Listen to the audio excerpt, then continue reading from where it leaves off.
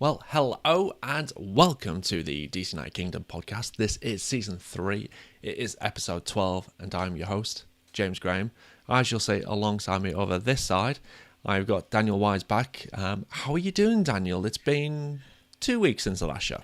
Well, as you can see, there's a slightly different change of. You've got yourself a new Zoom background, haven't you? A new Zoom background. No, I just recently moved in with my girlfriend, so exploring the life of domesticity, and it's been interesting so far. So yeah, we're in the summer months now. It's actually gotten warmer here in South Dakota. We had a stretch where it got warm and then it got terribly cold, and it's the indecision of the Midwest and its weather. So I'm excited going into this show. I'm not excited as we review my thoughts going into the Inter Miami match. Yes.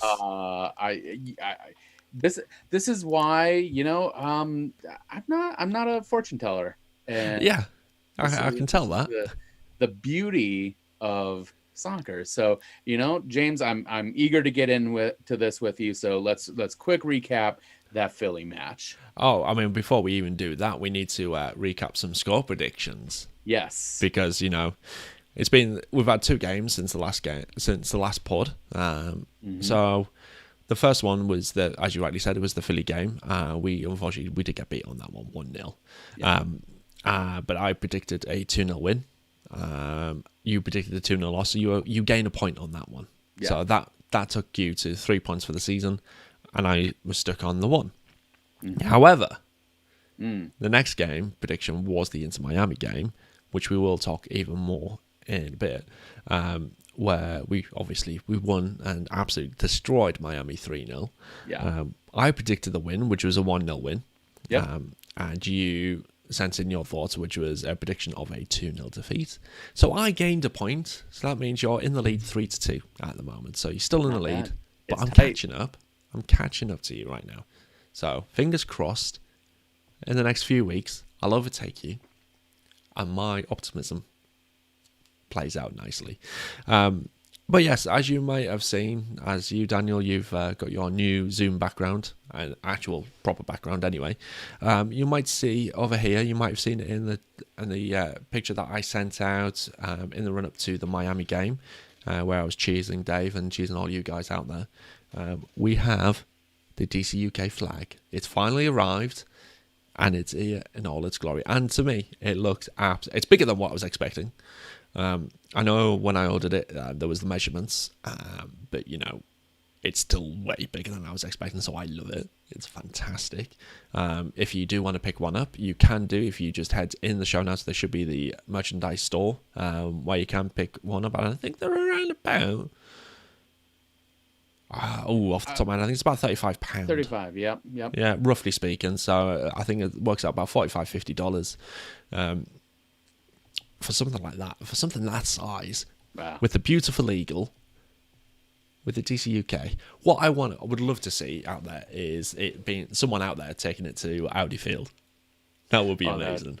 Be fantastic. Oh, to see that next to all the other support groups' flags just being draped. Oh, if someone could do that, I will not only buy you a pint, I'll actually give you a free T-shirt. If you want to do that, why not? To you guys who out there who are listening live or watching live, feel free to send in your questions. We will answer them live on the show. I know we had a question sent in prior to us going live, so we will answer that in a bit. But should we move before we go on to the recaps? Should we do some news? Quick little roundup, because I don't know how substantiated this is, but you did drop a big piece of breaking news from a tweet. Yeah, I mean, this is breaking in the sense that it's in the last hour and a half before we've gone live. So over on Sportico, on their Twitter feed, they tweeted, I mean, that's what you do on Twitter, you tweet, that Houston Texans running back Mark Ingram II. I love how you guys over there do the second rather than just junior, or It's so cool. I love that. It's like Davis Love the Third. But Mark Ingram II is buying a minority stake in DC United in a deal that values the club at a whopping $710 million. It's now among the highest totals ever for an MLS franchise, according to people who are familiar with the deal. The former Heisman Trophy winner is one of a trio of investors taking equity in the team controlled by Jason Levian and Steve Kaplan. The people who said that they were granted anonymity, I can't say that word, because the matter is obviously private. The $710 million valuation is among the highest ever for an MLS franchise during a minority stake transaction. So in other words, we're going to have some money. Yes. And let's hope that translates to a nice transfer for the summer. That would be epic to see a big transfer come through for a nice summer DP up top, banging some goals in. Of which none of those will be Josie Altidore. We'll get into that later. But not Josie. I mean, could you imagine that the first signing would be Josie Altidore? I'd be like, no. Come on, no. We will get to that in a bit. But no, that's so interesting, and that does make the mind wander a little bit, especially with the reveal this week that there may be some type of partnership going on between Barcelona and Inter Miami, and the possibility of Lionel Messi coming over to MLS. Yes, that was a very weird thing to see come out, wasn't it? Very strange. Although you'd think there would have to be some type of, with the way that MLS operates financially, with salary caps, with GAM and TAM, with Messi commanding like $60 million per year, that is insane. And that is light years beyond, I think, Zlatan, I think his salary was $7 million. And that was, I think, probably the highest wage in MLS. So, you imagine with a player like Messi, there are times where you think, this is money laundering, it's all a racket. Everyone's committing a crime, but no, it's going to be wild if something like that comes true. And, I like I said, the mind wanders when you think of the names that DC has been linked with in recent years, Mesut Ozil and that other Luka Modric. Yes. Can we pull a big name older player, who can presumably produce? I wouldn't want an older player.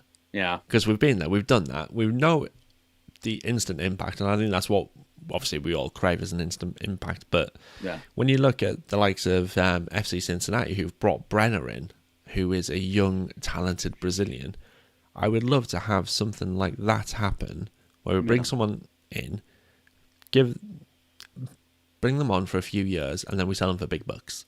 That's what I would love to see. But we'll see. We'll see what happens in the summer, because this is an exciting time. Obviously, not just because of what's happening on the pitch, but now we've got some exciting stuff happening off the pitch. We've had some changes in the front office. We've had Lucy Rushton come in. We've had Sean Howe come in as a new head scout. Yep. There's been a couple of people who've left, but I think there's a lot of change happening now, and so there's a lot of opportunities, and I think that's an exciting time to be a fan of this club right now. Exciting, but also painful, and that is something that, and to a degree, I think a lot of the DC United faithful are pretty used to it now. We've had our up and down years, especially in recent years. There are pieces in place, and I'll kind of back it up as we sort of go down the news line here about sort of the impact that Losada Ball has had with DC Yes. United. You're totally right, and again, I am with you. I would not want a big name, as exciting as that would be, Yeah. to bring a big name European over to DC. We had that with Rooney, but that was a very short lived thing, and it was. He delivered great highlights. Him clowning on Orlando, some of the best moments. They were amazing, those moments. I loved the epic goals he would consistently get. That was something else. But to a degree, I would trade those, legendary moments for MLS Cup victories. Yeah. And I think anyone would say that. As warm and fuzzy as seeing the Lucharu connection a couple of years ago, we didn't get a whole lot. The team invested, millions of dollars into that partnership, and the most we got out of that was a couple of first round playoff defeats. And to a degree, would you say at the end of the term there, was that a successful investment? I don't know. Especially after the fact that I think that created problems where we could not plug holes in some of the more important parts, namely the defense with this team. Yeah, I think on the pitch, it didn't fix, and it wasn't worth a good investment. It was for a short period of time. Yeah. But the biggest payoff was off the pitch. So you look at the likes of me, who obviously started doing this podcast. Obviously, it was coincidental with Wayne Rooney coming in and everything. But then you look at a few of my friends who've come along, and a lot of people that I know over this side of the pond who've started watching, maybe it's not just DC United, but MLS in general, because of the likes of Wayne Rooney. So the fact that we brought him over, it's obviously increased the exposure of the club, which means that there are more eyes and bigger ratings, which obviously mean bigger money because you end up with better sponsorship deals. Whether we've used that to in the best way, since we've obviously let Wayne Rooney go to Derby, no, and I would definitely say no on that fact. I think we've let that legacy just kind of drift away. And now, when you talk about Wayne Rooney, do you really associate him with DC United? And I don't think you do. I think because he was here for 18 months. Yeah. I don't think you can really say that's a good association with a club that only been there for 18 months. Right. And this is why, whenever I get a DC United jersey, I never get a name and number on it, because blank will never let you down. I mean, I normally, when I get names and numbers on the back of my jerseys, which to be honest, I haven't actually done for a little while. The last time I'd done it was, I think, actually when Middlesbrough were back in the Premier League. So that showed, and that wasn't for that one season wonder. It was before that. So that shows you how long ago it was. But I normally go for number 99, Graham, on the back of mine. Just because that's my number and that's my name. Well, I don't think I could get that one wrong, could I? No, not at all. And we've had our first comments come in from David Sheon, DC UK member. As a DC United and New Orleans Saints fan, he loves hearing about Mark Ingram buying into United. And it's interesting. I would love to know the connection there, because when you did send or put this in the Google Doc, I went and looked him up because I was like, what's his connection? He was born in New Jersey, went to school in Alabama, and then played in Texas. And I'm sort of like, that's such a weird thing. So I don't know. As this, I don't know if, as an investor, how much media access, will be granted to him, or if he will have a statement on it. But I am very curious about his connection to this team, because that is super interesting to me. Yeah, it really is. It's I'm looking forward to seeing how much money we do get out of it, and like I said, who we're going to bring up in that in our first summer signing. So Dan, you mentioned about Well, you said that you added some stuff into the newsreel. So, do you want to talk about Yes. Lasada's high press that you've added in there? Yeah, so just in my frantic scramble to find some things to add, I did go on the Black and Red United website.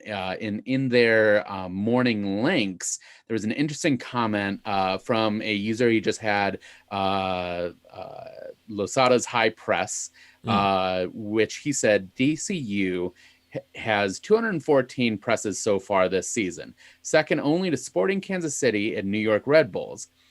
Second Spectrum defines a team press as the following: a coordinated series of pressures by two or more defenders. And in a way, you could almost kind of say this is what a lot of what you see with Pep Guardiola's Manchester City, with the constant press and sort of like the shifting of players from I guess position to position to meet the players in possession, to constantly sort of have a body that one has that close contact to I guess the player in possession, and then the player that cuts off any sort of passing lane that they could feasibly have with that player coming in press. So we are seeing players just being super aggressive, and this is very counter to what Ben Olsen had with DC United. It was sit back and let the play come to them type of situation. So already seeing this type of progress from the team and seeing how much they are kind of creating problems for players as they work on their build up, it is very nice to see. So that is just something I thought was very interesting. And yeah, would you have anything to add to that, or anything insightful? I mean, for me, it's the high press situation it's a nice change. I've got to say that it's such a lovely change. It makes for me a much more entertaining game, especially when I'm up at these ungodly hours. Watching something that's a bit entertaining, it eases it. Even if we're getting beat, it eases the pain. It's better than what we were having before, where I just remember things like the New York City game a couple of seasons ago, where we just stuck 11 men behind the ball. We're at home, and it's just like, right, I've stayed up for this. This is not what I was planning to do. But now, when the fact that we're putting pressure on their defenders when they're at by their corner flag, and it's like the 5th minute of the game, it's so good. And I've just seen a comment come in from David just saying press forces turnovers. Just watch how many other team goalkeepers' kicks made under pressure are turned over to us. Absolutely spot on. Kind of just took the words right out of my mouth, because when you are pressing up so high, their defenders, they're not used to having to deal with that kind of pressure. They don't have that composure like a striker would when they're one-on-one with the keeper. Then it's just like, oh, there's someone right in front of me, I need to get rid of the ball quickly. That makes mistakes. And you look at what happens in the Inter Miami game, that forced mistakes, and we did that for our first goal. So, but we will talk about that in a bit. So for me, it's more entertaining. It's creates mistakes, and the way we play, it's in our own hands rather than we're relying on the opposition to make that mistake. We're making that mistake happen for them. And it's it's something that a lot of teams are going to have to figure out how to respond to. Either defenders or midfielders are going to have to become more comfortable with making quick decisions and quick passes, or to a degree work on that long game. Yes. If you can, I guess one weakness you have with a high press is you can sort of have that breakaway play. And I think we saw that to a degree against the Earthquakes, where their really speedy forward players were able to kind of make some very dangerous runs on us and ultimately find joy in that game. So, it's going to be tough against those teams that are quicker. It's going to be a tougher system to work with, but throw us, you know, the Chicagos and Miamis, where they're not the most organized or not the quickest in the upfield play. This system really matches well against them. Yeah.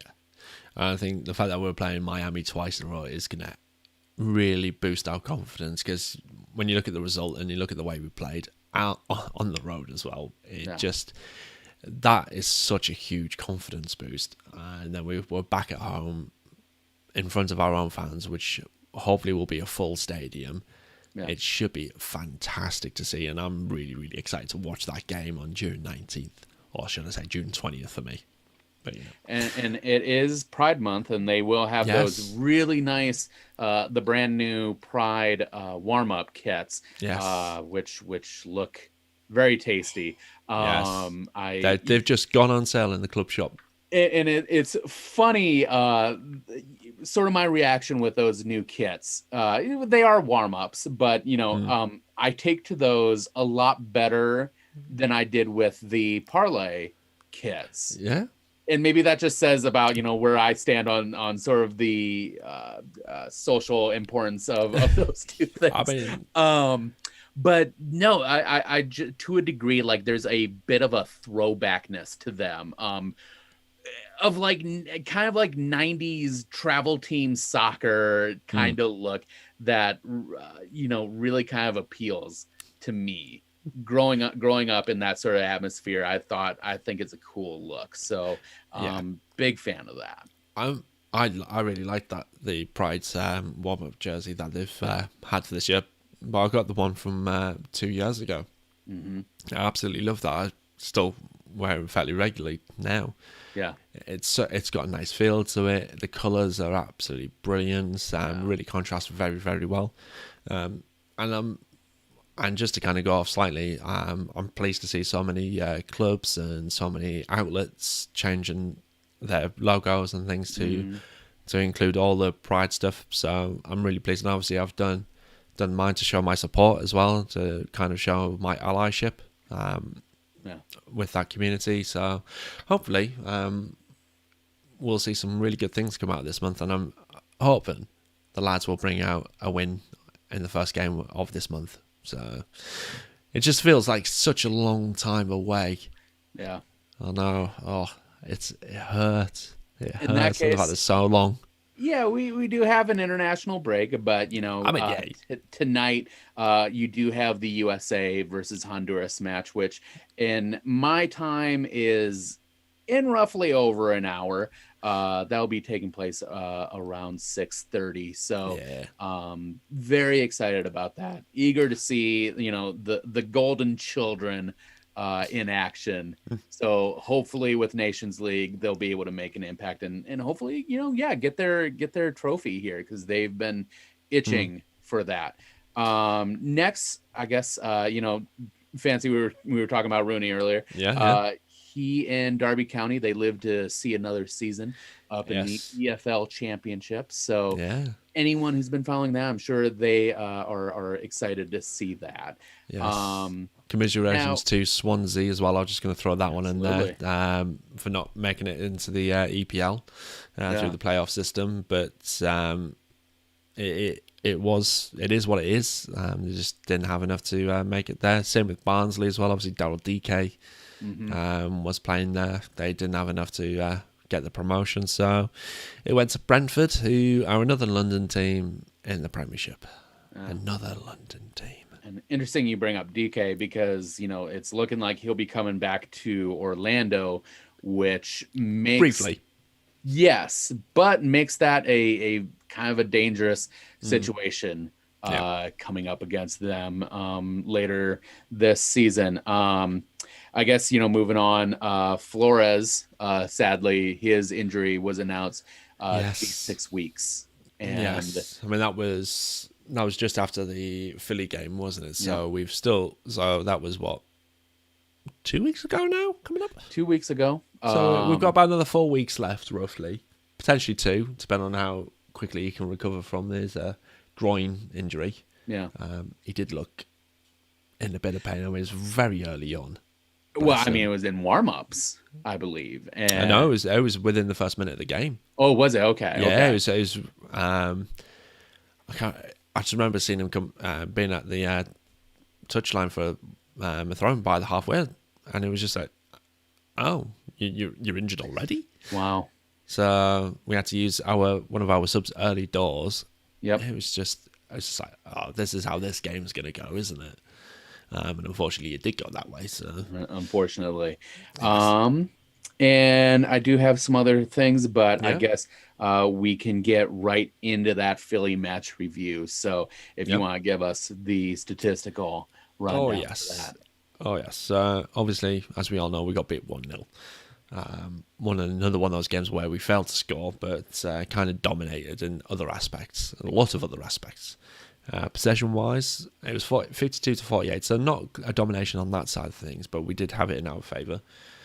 Shots at goal, 17-7, so we were a bit more adventurous on that side of things. We did have 7 shots on target, so I think that's the most amount of attempts on goal we've had on target so far this season. Yeah. Philly had 2 fouls, 12 apiece, so we tied on that one, and I think that's the lowest fouls that have been given in a game for us so far this season, which, if you look at MLS soccer, they'll think this is our rivalry game. Don't believe it. They beat us 2-0 on yellow cards, and then expected goals, it's 1.4 to 1.7, so very close on that side of it as well. So if it was a tie, I don't think anyone would have complained, but unfortunately we just couldn't get that goal into the back of the net, so it did finish 1-0. Dan, I noticed in your little thing you wanted to talk about, obviously, Casper's goal, which you said was a wonderful, wonderful goal, which I don't think anyone could argue with that. I think Casper was surprised it was allowed, because I think he thought he was offside with his reaction. I don't think he was surprised that he was flagged offside. But it was such a well-timed run. I think it was pin perfect, and the finish and the near post was absolutely spot on. Could Campen have saved it? Could he covered his near post a bit better?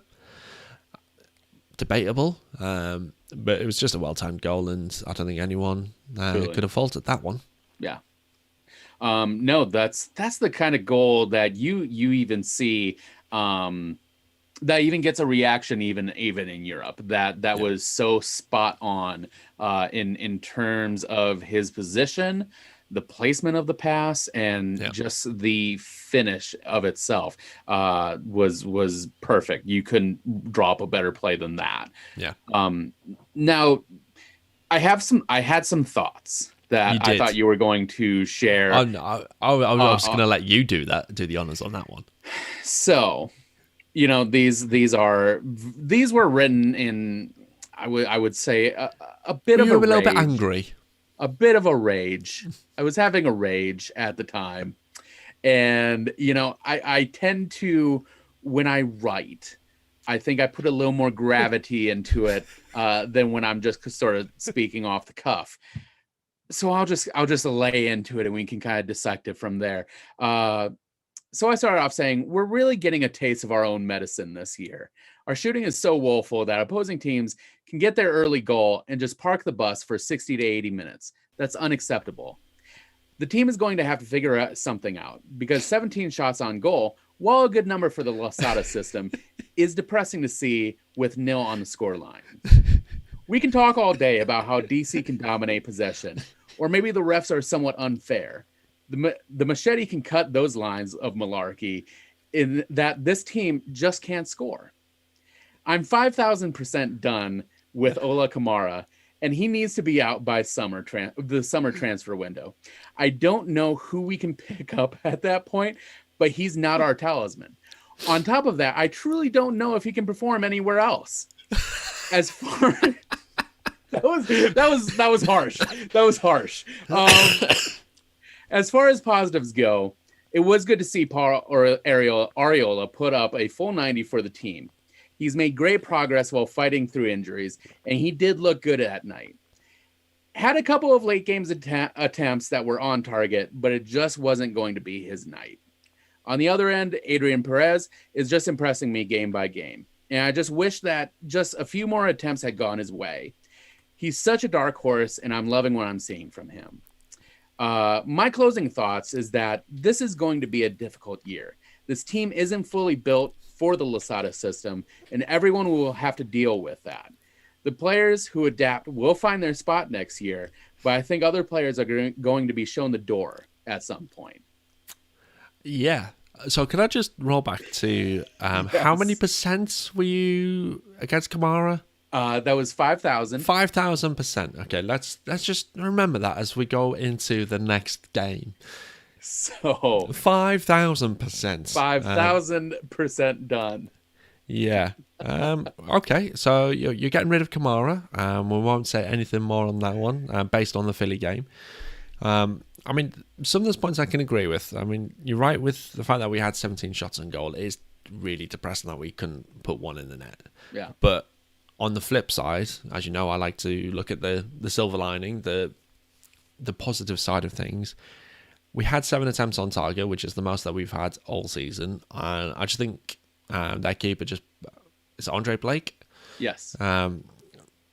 A really, really great keeper in the league. He's fantastic. So you look at Paredes' effort after he came on.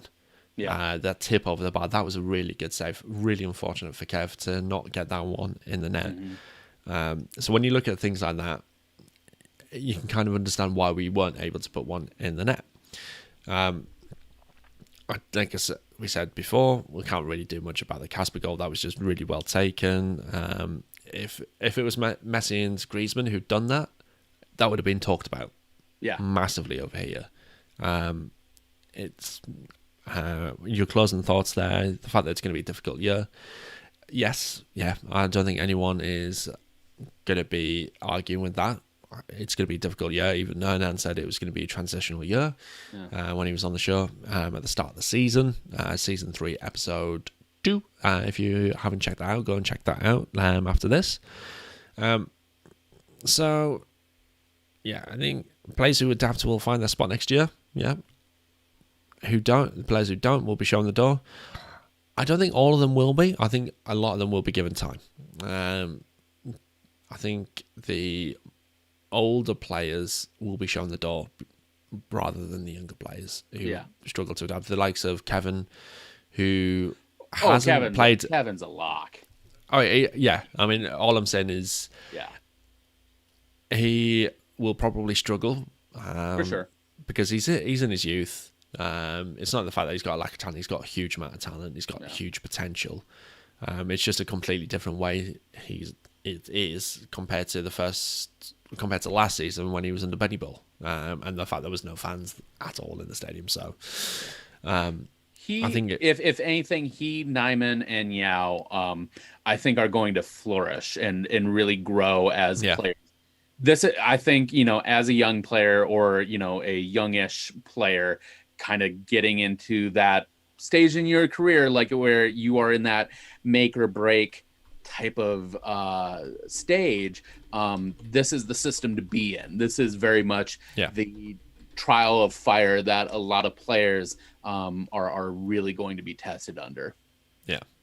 I mean, when we're talking about the young players, so there's one player who I want to just briefly mention who has impressed me so much over the last few games that he's been able to play in, which is Drew Skundrich. Yeah.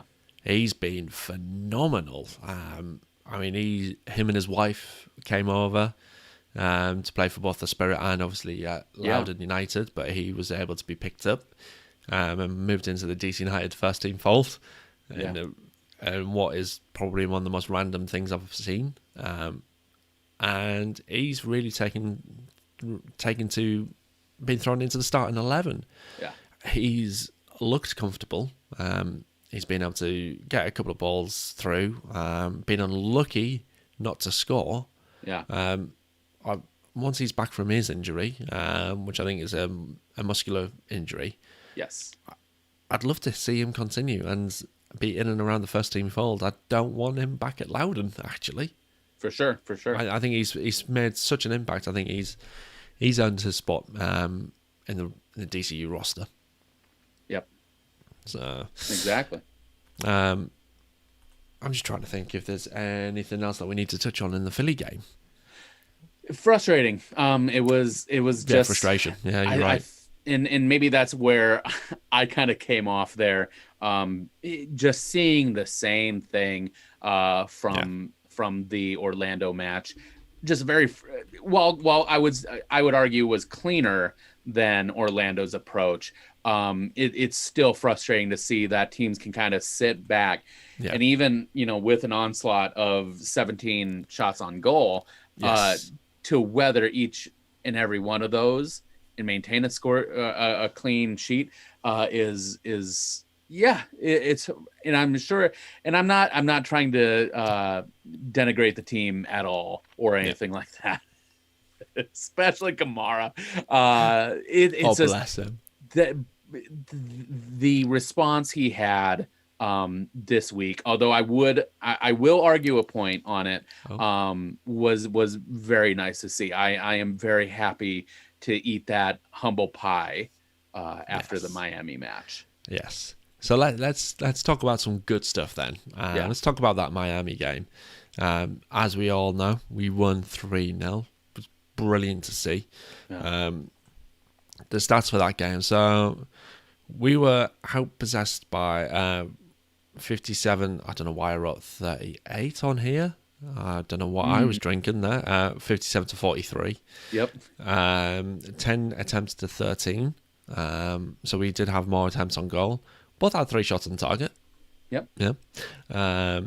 We committed 17 fouls to their 10. We picked up 3 yellow cards. They picked up the 1, which I still don't remember how that happened because it was not on camera. So I don't think anyone actually knows who was booked on that one, really. It was, that weird scuffle at the sideline. I think it was Lewis Morgan threw down. Well, Kevin Paredes held him back. Paredes he had a great game. Fantastic. Was it Paredes? Yes. Yes, it was Paredes. Oh, absolutely, because he did the pull around type of thing, and threw down. Morgan absolutely was having no more of that. That was, but great seeing that kid play as aggressively as he did. Yes. I imagine Losada gave him specific instructions to stick on him, and he absolutely rose to that. So that was great to see. I was surprised Lewis Morgan didn't give him a Glaswegian kiss. Let's put that. And for those of you out there who don't know what a Glaswegian kiss is, give that a good Google. You'll be surprised. Yes. And the last thing of note is the expected goals. So somehow Inter Miami got up to 0.8.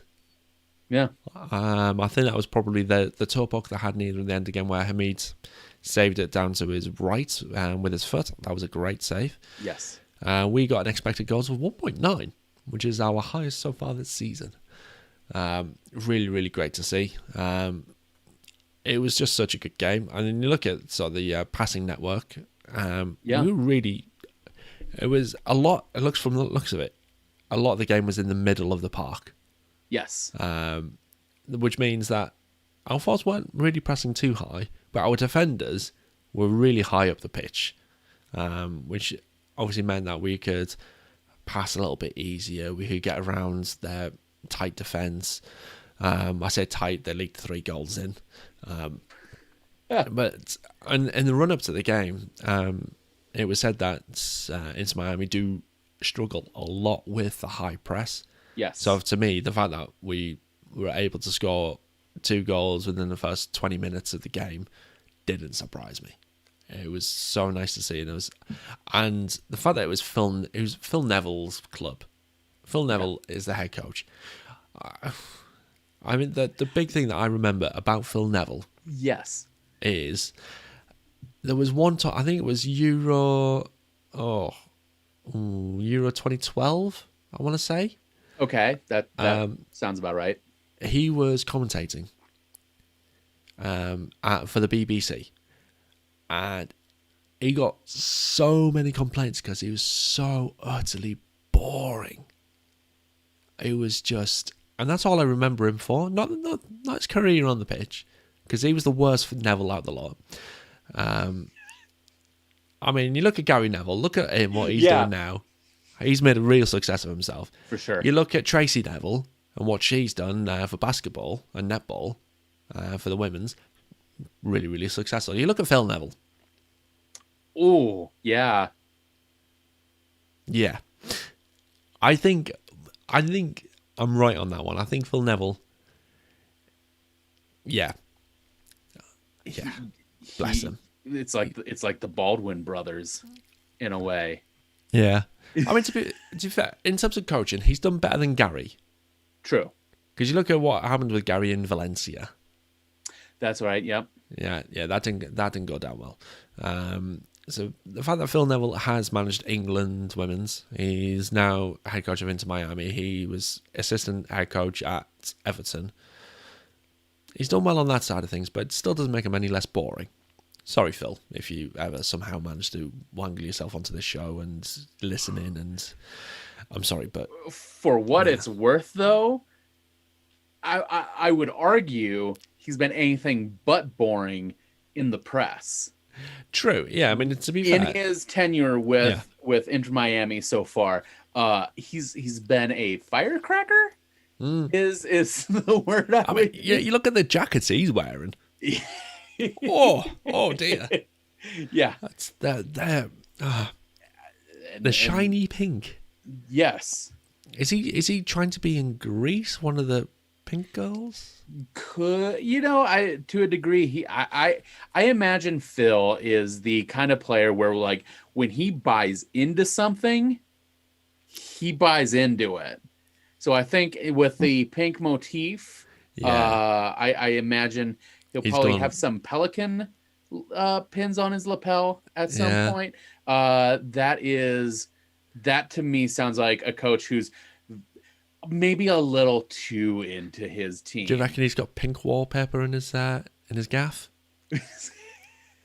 Pink wallpaper, pink cushions. Anything to set the mood, to keep him locked in. Because I think when he's excited, he's excited. That's why the difference between Euro 2012 Phil Neville and Inter Miami Phil Neville is that he is locked in. Yes. Oh, bless him. Still can't coach a team though. No. Oh.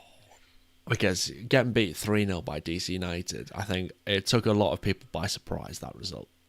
I don't think anyone was expecting it.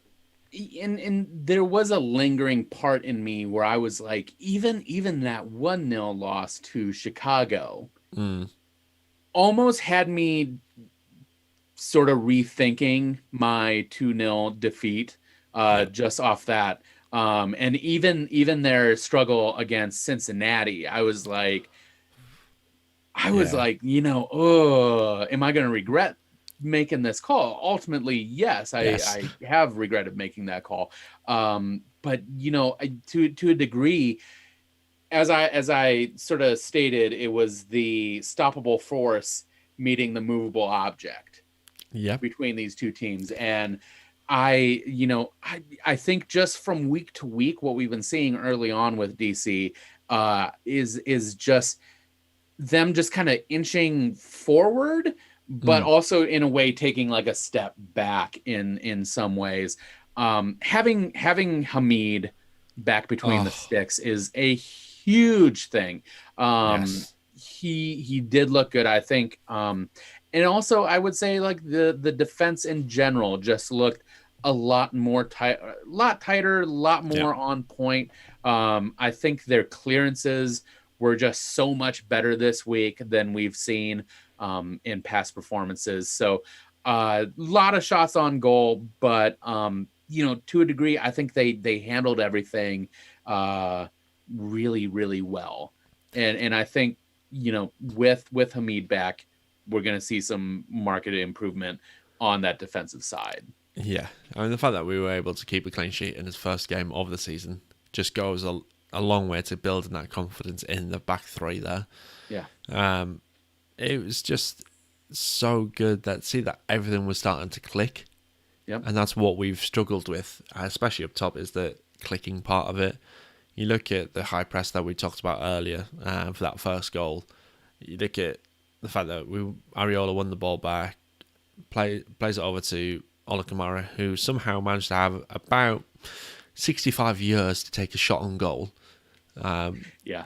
And I tweeted someone, he hit the finesse button on FIFA, the right button, and just curls it into the bottom corner. It was just like, oh, that was absolutely beautiful to see that. Yeah.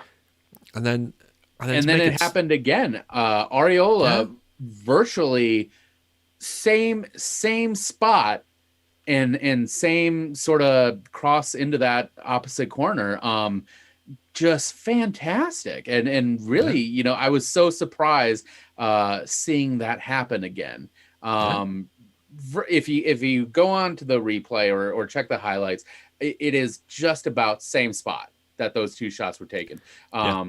So yeah, just good on them. And yeah, as I said, you know, eating that humble pie with Kamara. However, his header as well. Yeah, the header was great. It's so good seeing him make those goals, and also just, you know, with the brace is you know, I think in a way the Ola Kamara that Ola Kamara advertised 2 years ago. And it's good seeing that late, but you know, good nonetheless. But I did say that there's a big however. Yes, what is this however? This is a Phil Neville Inter Miami. Yes. That's a fair point. And that is a very different thing from just about any other team, you know, sort of at the top of the table that we can go against. Yeah, scoring absolutely. 2 against Miami is, to me, something that almost should be expected.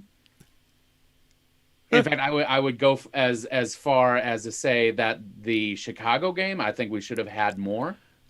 Yeah, absolutely. And this is a team that should score that many on sort of the bottom feeder teams.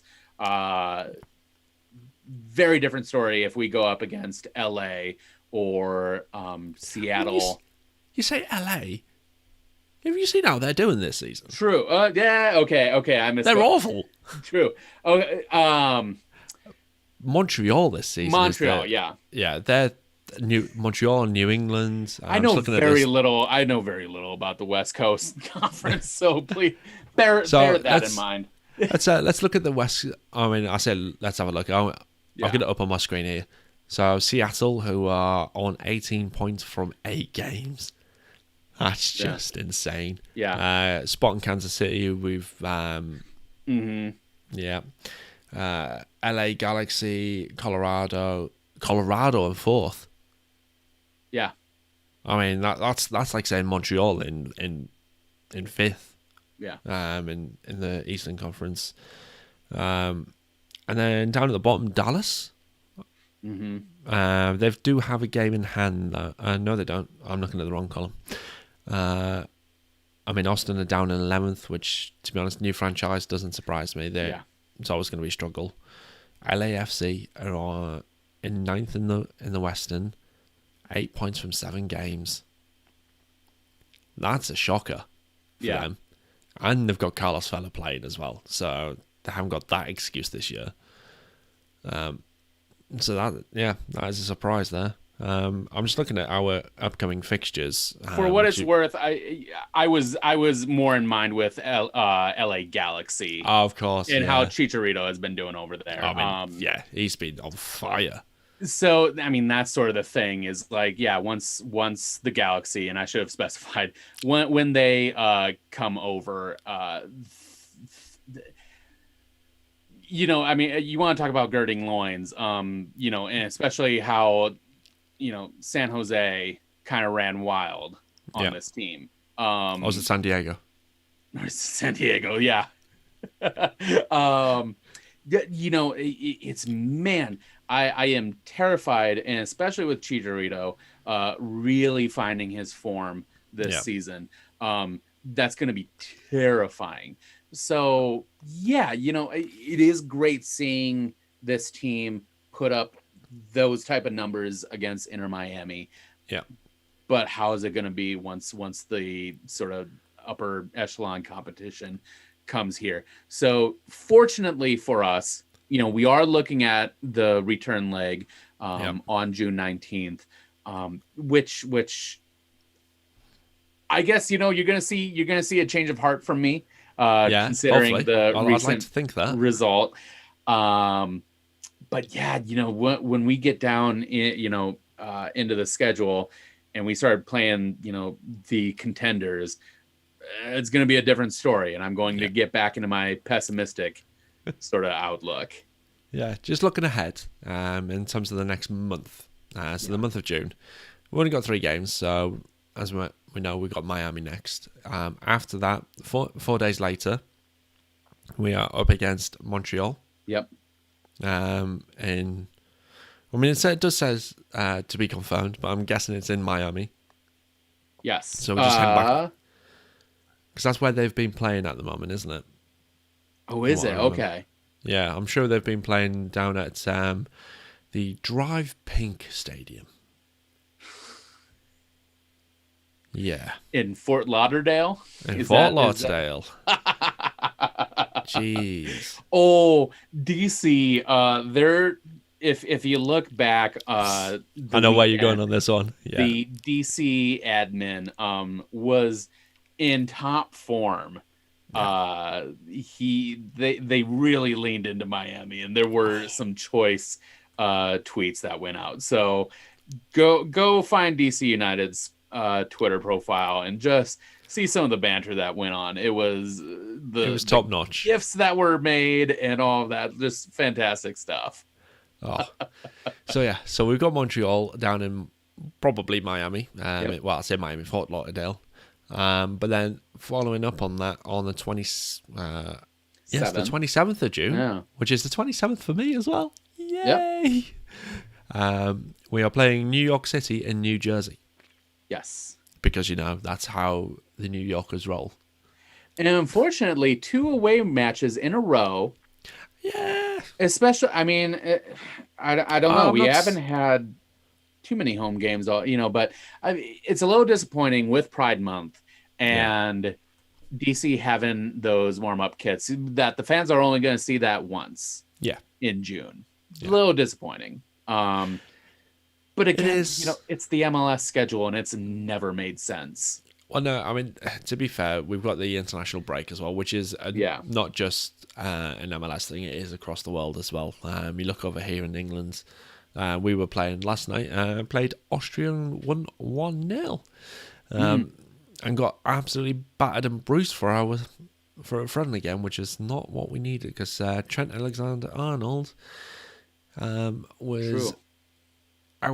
got himself injured towards the end of the game and was seen to be saying, "It's gone." Mm-hmm.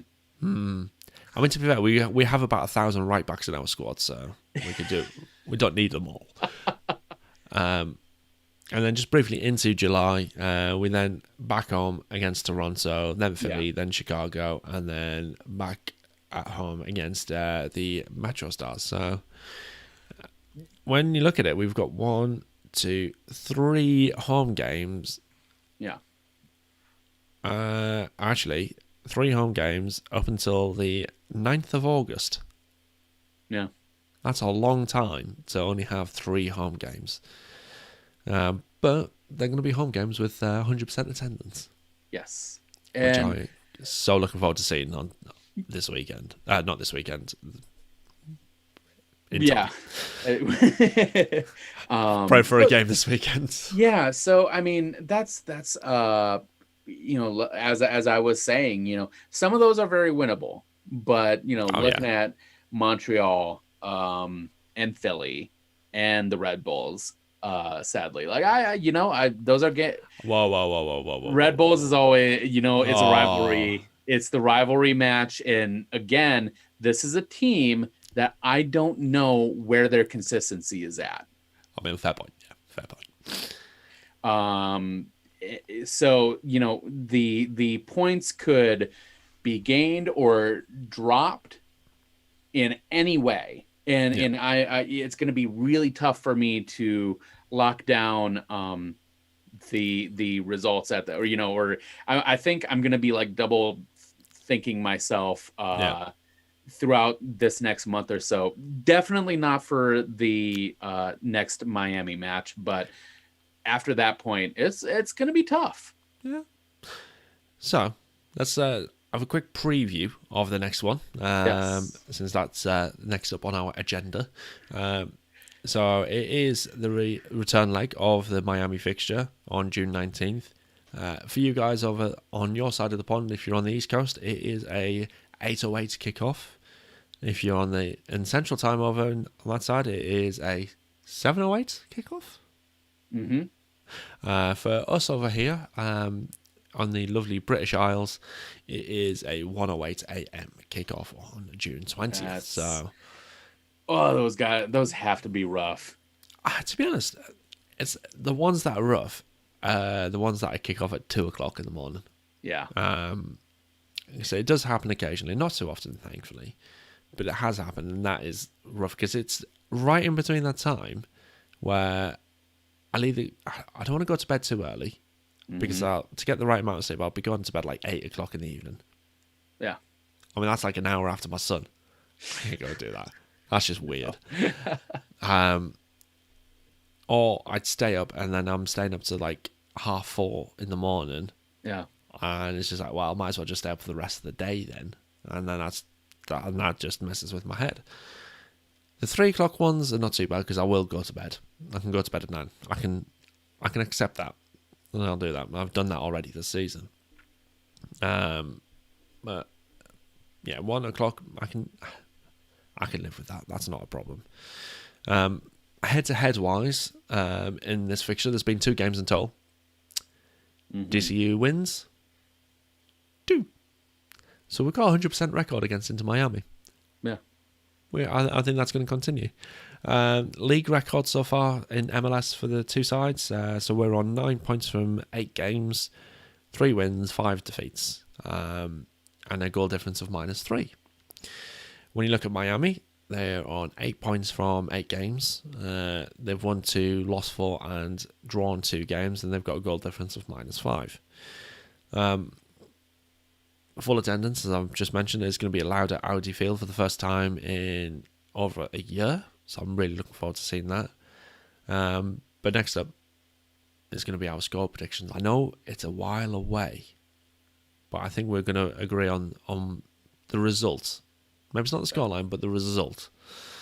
Can we get an early prediction from you, Daniel? You can. Cool. Let's hear it. And here's where my mind is at. Is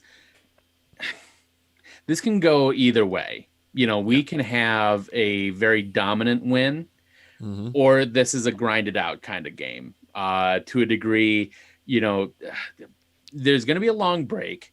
Both teams will come probably, pretty well rested at that point. Yeah. Does Neville...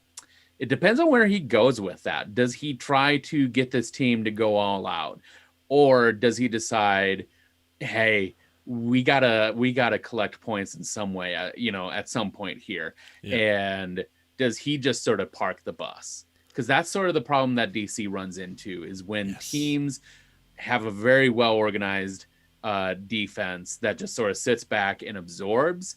DC has a tough time scoring on that. The fact is, I think Miami overreached. They wanted to have a solid performance for the hometown crowd. They've had a rough season. I think Neville wanted his players to get out there and deliver something to DC. But at the same time, DC gave them the business as well. So, Paredes. Yes. So I want to say this won't be the 3-0 sort of blowout. I think you're going to see a 1-0 DC United victory. Okay. I hear you. I like the fact that we're still going with a clean sheet. Yep. I like the fact that we're still going with a win. But I can't see Neville being able to change his fortunes around in an international break. I think it's it's going to be a tough one for him.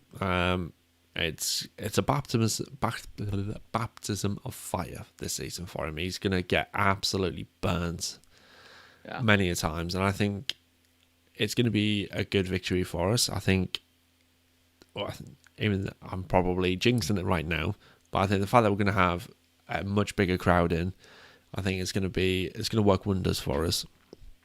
Because if Phil decides to bring that bus, go full Jose Mourinho on us, I think the fact that we'll have that crowd there, that will spur the team on. And once we get that one goal, one leads to two, two leads to three. I'm back and forth on the crowd. I mean, I'd love to see a lot of people there, but I'm well aware. A lot of people, but with that, I want to see something better from the crowd. I mean, we've talked this to death with recent events, but man, something's got to change on that. And I don't know, to a degree, it's been weird, and maybe it's the fact that they are smaller crowds. We haven't had full capacity, but just on the broadcast, there seems to be I don't know, an ennui with the crowd. I don't know. Maybe it just doesn't come across in the broadcast all that well. But I don't know. The electricity hasn't felt completely there yet. And maybe we just need a fuller supporter section to really have that. I would agree on that side. I don't think it's the fact that there is less people in the stadium at the moment. And the people who are generally in the sports group are a little bit more spread out at the moment. Yeah. So when the things are back to normal, people can go back to where they normally are sat or standing. I think that we're going to see a lot more noise coming from, especially from that stand. I would love to hear the noise continue throughout the stadium, like we saw in that playoff game against Columbus Crew when it was going right down to the wire. It felt awesome to hear that, and it really did come across on the broadcast as well, especially over here. So I would love to hear that. If you are watching or listening, bring that noise. If you're not in the sports section, just bring the noise wherever you are in the stadium.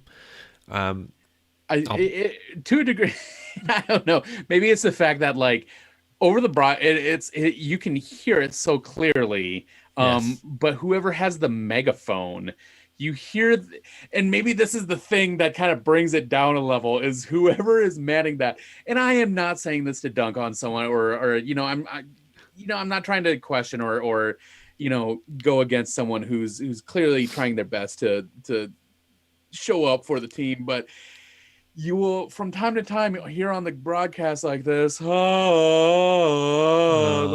from this megaphone or something, and it's a little bit so hopefully yes, as we get a bigger crowd and that noise does come up a level, maybe that will be there. I want to see a full Audi field, and hopefully that's something that happens. Hopefully United, with this break that's coming up, they can put together a marketing it's already started, hasn't it? Yeah, and hopefully they can get that sellout crowd. If they can have 100% capacity for that game, that would be fantastic. I would love to see that. I know what I think would sell it to the people. Mm-hmm. Half price papusa with every ticket. Oh man, 50 cent papusas. If you're throwing out that type of deal, I mean, I still need to try one, but I just know from looking at it, it looks good. The very best. And this is a once a year type of thing, but there is a Catholic church up on 16th Street, just up a ways, up kind of between where Columbia Heights meets Mount Pleasant. Okay. Once a year, they do a papusa cookout. They make 10,000 papusas in this day, and they're fantastic. It's a Catholic church. It's one of those things you see it when you see it, you know it because it's got like this Italian. It's very Italian when you see it. It's a very basilica type. It is, the best pupusas in DC that I've ever had. So yeah, whenever that is happening, keep a lookout. Whatever church that is up on 16th. They do a fantastic cookout for that. And is it red sauce or is it green sauce? Oh, it's whatever you want in it. Okay, fair enough. So, I know there's a good friend of ours, John, who on RFK Refugees, has been sending pictures out, and he's got green sauce, and there's a bit of uproar about the green sauce. So I don't know what that is about. And John, if you listen, let me know what this green sauce. I might even just ask you directly, but green sauce. Usually probably like a hint of lime to it. There's like a nice type of, little acidity to it to give it a little tang, give it a little something extra to it. But yeah, no, they're an experience. They're so good. Yeah, fair. I'll be having one when I get out there next. Which isn't going to be anytime soon. Because they've just done the announcement for the next lot of the countries. There's been 0 additions to the green list. One of the green list countries has now moved on to our amber list, which is Portugal. Oh, boy. And then a further 7 countries have been added to the red list. So, yeah.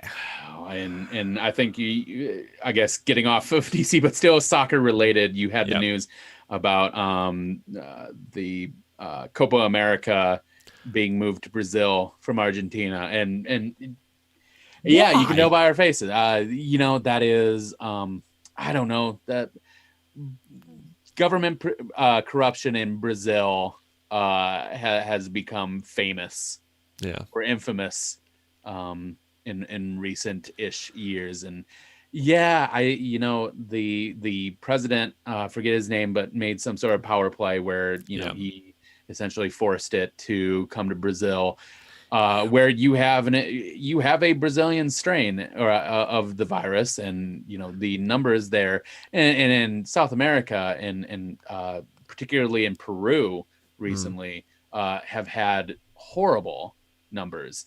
So yeah, it's a bummer seeing that this is still something that is causing a ton of trouble year and a half out. Yeah. I was shocked to hear that Brazil had taken. I was like, it makes no sense. It makes no sense. Anyway, did I give you a prediction for mine? I did not. No. We suddenly just went all over the place. Yeah. Okay, so back to Inter Miami prediction. I'm gonna go for back-to-back 3-0 wins. Whew.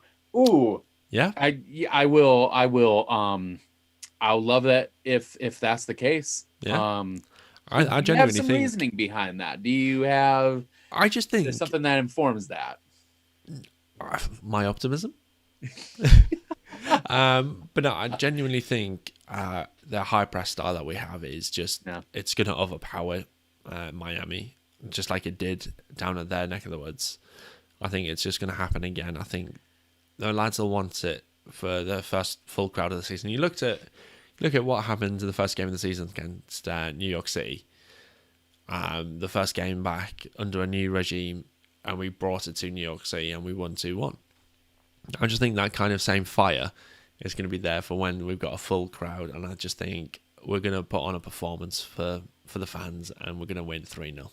Can I give you something here? Go for it. Because ultimately, like I said, if DC United has a positive season, I'll ultimately be wearing a Spurs jersey. Yes. At the end. Yeah. Bonus point if Kamara scores a hattie. Ooh, oh. I would gladly give that to you. If Ola can shut me up, and give me a reason to take back that 5,000%. Yeah. Come on, Cammy. Yeah. Come on, Cammy. I mean, I will start going, it's unbelievable, Jeff, if he starts doing that. For sure. And for those of you who don't know what that is, there's a great video. Chris Kamara over here, no relation to Ola, is a commentator on Gillette Soccer Saturday over here in the UK. And him and Jeff Stelling, who's the host, they have this great banter. And it's just literally back and forth between them. It's just worked wonders over the years. And there's one particular clip where Cammy is at a Portsmouth game, and Jeff goes over to Cammy just to see what's happened, because there's been a sending off. But Cammy hasn't seen it, and he keeps turning around. He's like, "Has there? I didn't see it. It's been sent off. I just thought someone was getting subbed." And you just hear the laughter. I mean, I've not done that justice at all in the slightest. So go on YouTube, just search Chris Kamara Portsmouth. It should come up absolutely fine. It's a fantastic clip, and you'll understand why we love Chris Kamara so much over here, and the unbelievable Jeff. He says it too often. It's great. To be honest, and this is a thing. America needs a good morning soccer show. I'm a big fan of Jimmy with Soccer AM. That's a fantastic show. Oh, Soccer AM. Yes. It used to be great. It used to be fantastic. I haven't seen it recently. So before Jimmy Bullard came into it, so it was back in the day. It was Tim Lovejoy and Helen Chamberlain. I think Helen's no longer on it. She was on it a couple of years ago, but then she left. But that was a fantastic time for that show. I absolutely enjoyed it a bit. It was watched it on the regular every week. But then once Tim Lovejoy left and he moved on to another program, that's when I kind of it just kind of went downhill. And then Jimmy Bullard came in and it kind of picked up a bit, but yeah, it's just not the same anymore. I am a Bullard fan, and I don't know, maybe that's when I sort of came in, and I love the energy and vibe, because he's always been a goofball. During his playing years. Just a great guy. And I love those players. Another great Jimmy is Jimmy Conrad over here in America. Yeah. But getting back to my main point, like a good morning soccer show that I think, has a very casual approach. Because that's the other thing. You have like NBC Sports, with Premier League mornings, is a bit stuffy, I think, for an American crowd. And sort of it's too tightly dressed up, but something that's very kind of casual, very interactive. And that's the thing about Soccer AM, is it's a very interactive show where they have the kickabouts with the fans and celebrities and whatnot. Is fun to see. And this is apropos of nothing we're talking about, but I think that is a crucial component that could work out really well here in America to get more casual fans or more casual people kind of noticing the sport. I don't know. But that's something I would love to see at some point. Yeah, there you go. Let's see if like I say, it helped the sport over here. It helps the fact that it brought so many more casual fans. So Soccer AM. It's MLS AM. Love it. Yeah, love it. Right. So we've given our predictions. You've gone for a 1-0 win. Yeah. And I've gone for the 3-0 win. Should we wrap things up? Let's do it. Yeah. So as usual, Daniel, where can the good folks out there find you? Yeah, find me on Twitter and Instagram. I'm at SDakotaSoccer. Right now I'm really looking forward to the summer tournaments that are going to be happening with Euros and the Olympics with the women's team. It's going to be a fun summer. I love tournament summers. So like this is going to be fun. I'm really looking forward to this. No, absolutely. Thank you again for coming on. I know we're a week out, but things happen. COVID jabs happen. Yes, I've had my first one. Congrats. Yes. I've had the first one, just need the second one, which will be, in about 7 to 9 weeks' time now. That's wild. It is mental how long we have to wait, but yeah, over half the UK adult population have had both their jabs now. Good numbers. So it's been a fantastic program, this vaccination stuff. So if you've not had it, why? For one, maybe you're not old enough in the UK, which is absolutely fine. We'll let you off. Yeah. But yeah, just get your jab. If you get offered it, take it. Hopefully you won't have the side effects like I did. Not to put you off or anything, but it was a little bit rough for me. But I'd take that every day of the week if it meant we get out of this pandemic. So yeah, like I said, get your jab. For me, if you're not following me on Twitter, Instagram, or Facebook, you can do. On Twitter, it's at DC United Kingdom. On Twitter, on Instagram and Facebook, it's at DC United Kingdom FC. If you want something like this lovely flag, you can do. There is also t-shirts as well, which I was going to wear it, but I ended up putting it in the wash and it's not dry yet. You can do. Just hit the merchandise link in the description below. If you listen onto the podcast, look over to the show notes, you'll see it there. If you want to become a DC UK member, let's grow a little supporters group, a proper one, that would be great. There's quite a few of us in our little Twitter group, so come and join us. You'll see the link below, but it's also dcunitedkingdom.com/membership. Don't forget to give the video a like, subscribe to us, leave a rating and a review on your podcaster of choice.